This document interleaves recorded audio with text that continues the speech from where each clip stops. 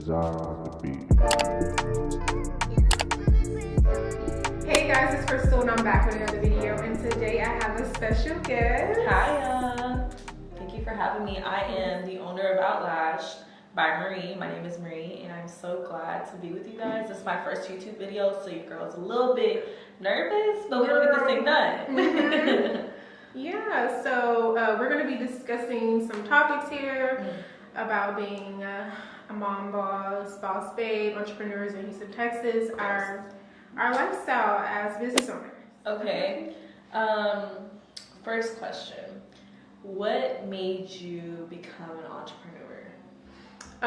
What made me want to become an entrepreneur is I wanted to be on my own time, for one.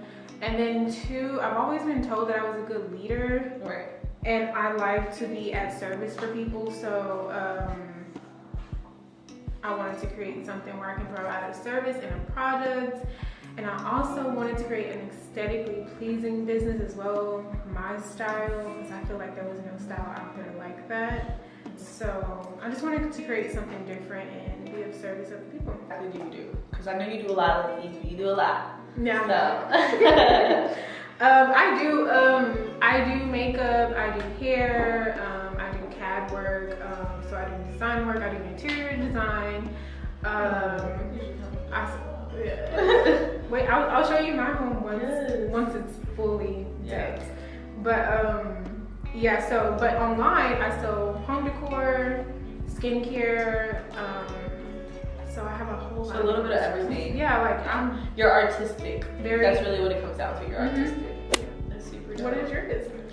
So I have my own lash business, and the reason that I started doing lashes is kind of crazy. Mm-hmm. So the backstory to that is I was a paralegal in aspiration to be an attorney, but God chose otherwise. Because the reason why I wanted to become an attorney is because I like to help people. So kind of like you, I'm a person like, how can I help you? Like, how can I be of service? But I realized that I can do that in different ways. It doesn't just have to be in the legal field. Exactly. So there was this girl who I had known, and she was a lash artist, and she had completely changed her life, And in the midst of that, I was like, okay, like let me take a lash class with her. Like I took the class, and the class was terrible. I learned nothing. We're being honest. Yes. But YouTube actually helped me with a lot of stuff. I was able to really basically teach myself, and I was determined to learn from a whole bunch of pros, and I did. And the reason why I did that was because I wanted to be available for my daughter in a way that nobody can tell me from a job, oh no, if I want to go eat with my daughter for lunch that I can't, or that I have a cap to how much I can make. If they said I was making $60,000, I had to stay at that. I was like, what? I'm giving too much control to other people about what I can make when I know my value. Right. So that's kind of why I started what I did. How is it being a mother and an entrepreneur? How do you balance that? It's not easy. It's not easy because so much stress comes with it. From, dang, am I gonna make rent this month? You know what I mean? That's the honest question you have to ask, and I feel like a lot of people don't talk about that. They talk about the glitz and glams. What about the times where you're crying and when you're emotionally strong and mentally strong for everybody else in your business? For me, I talk to a lot of people, so it's I'm doing a lot of therapeutic work as well. Counselor. You know, your nail tech, lash tech is always your counselor. Right. And so it's just you're giving so much of yourself that at the end of the day, when it's time for your kids, you're you give them the least amount that you have of yourself, which I feel can be really unfair, especially as a mother. It can be really hard. It can take an emotional toll on you because that should be first. Yeah. But you're but I gotta provide too. I was just gonna say that. So you have to provide. So that you just have to balance it out. The business doesn't always have to come first. Sit down. As y'all can see. Right. Mom life. If you know, you know. If you know, you know. He comes with me literally everywhere. If I could take him to the club, he would come to the club. No, I'm kidding. She's not taking that. But yeah, it's really hard to balance sometimes. So it's good to have a support system behind you, people that support you, that you can depend on. Right. So that's another way that because I don't always have my kid, but I have him most of the time.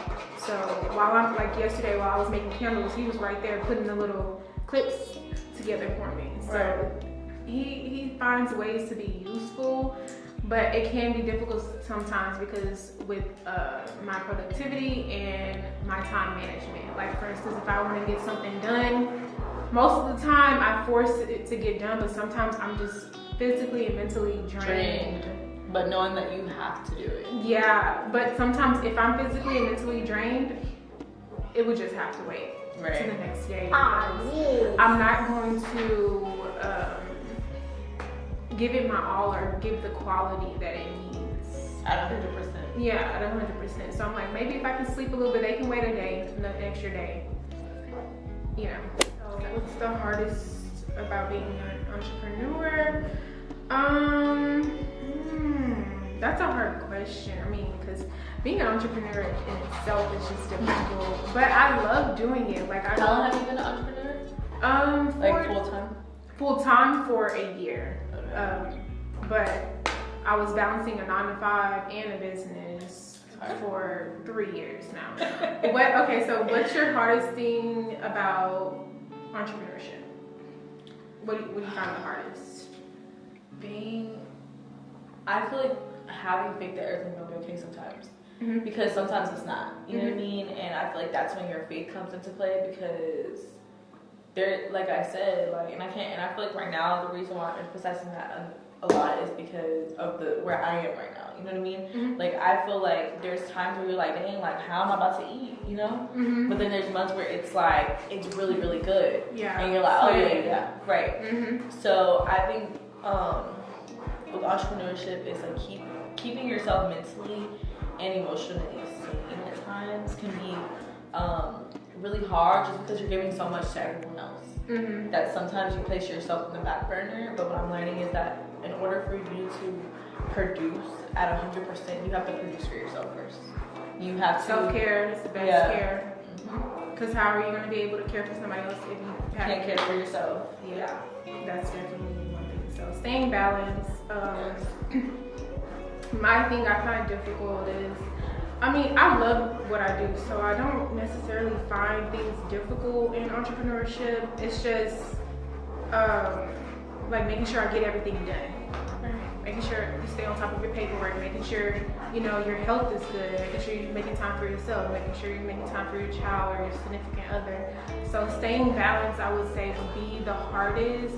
But once you figure out how to do that and you actually start doing that and staying consistent, everything tends to flow. Right. And then just letting go of stuff. Like I said, understand if it's out of your control, it's out of your control. Yeah, what are you stressing over? And just because one client didn't cuss you out doesn't mean that not everybody gotta go to hell. Because I used to be like, man, that's all of them. That's all of them. But you know, now I'm just like, you know what, that's one. Mm-hmm, that's one. But I have 3 more coming. Mm-hmm. So I'm tripping over one when I have all these other people who value me. Like, exactly. So don't focus on that. You know, it's just breathe, let it go. When do you feel like you're most productive? Meaning the time of day or like, I feel I'm most productive at nighttime because everything's settled, everything's pretty much done, like personally and school and stuff like that. My little one's asleep, so that's when I, you know, either if I don't have any orders that day, I focus on myself, do a little bit of self-care, or I'll do my orders, make my candles or whatever product I'm producing. I work on that. So I feel like. Do you stay pretty busy with that, with the orders and everything? Yeah, and what do you mean? Like in general, do you feel like you stay really busy when it comes to that, or like do you feel like it's inconsistent? Because I feel like a lot of people, inconsistent. Right? Because a lot of people talk about like, oh, looking busy or like, you know, busy all the time, but it's like, what about the times that it's not? Exactly. Mm-hmm. Like, yeah, because it's not. Like I'm in the season right now where like it's consistent, but it's not busy. Yeah, well, it kind of depends on what you provide. So if you are providing something that is not really necessarily needed and it's just a want, then there's going to be seasons for that. Like for instance, you do lashes. Girls want to stay. Hold on, baby. Hold on. I love it. Thank you. Girls want their lashes and you know, get cute and stuff around like holidays, summertime.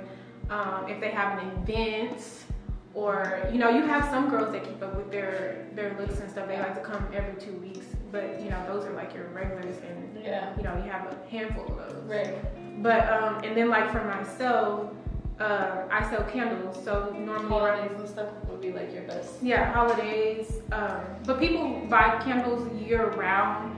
So, but I feel like they spend most of the money towards like the holidays for like gifts and stuff. That's another thing I need to kind of focus on, not kind of, but do focus on a need to add or serve either a service or a product to add that to the business. And you should too. I know. I want figure out something that they need, and that way you'll have an asset. Yeah. Great. Enough said. Yeah. You want to, you know, of course, stand out. Like your quality, like you said, your lashes are something that you spend a lot of money on your materials. So not everybody do that. They'll go buy some little beauty supply and charge $100. Exactly. So yeah, I think you're on the right track. We're both on the right track. Yeah. We're doing it. And it's not easy, but if it was easy, then everybody would be doing it. So, and everybody knows. But yeah, that's pretty much, we're gonna wrap it up right here. And you'll see her again. So make sure y'all follow, like, and subscribe to her social medias. I have a link right here below. Thank you guys for having me. Bye. Peace.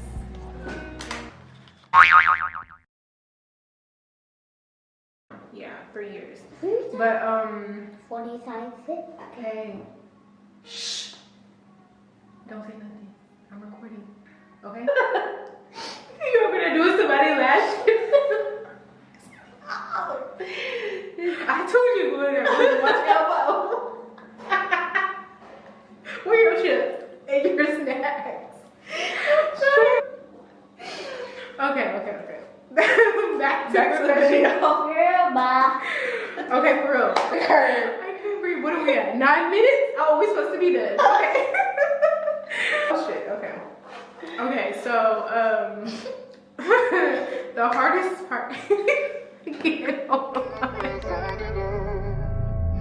It's almost like you're ready to give up. You're making hard for me to love you. Building up these mountains that I can never move. 'Cause I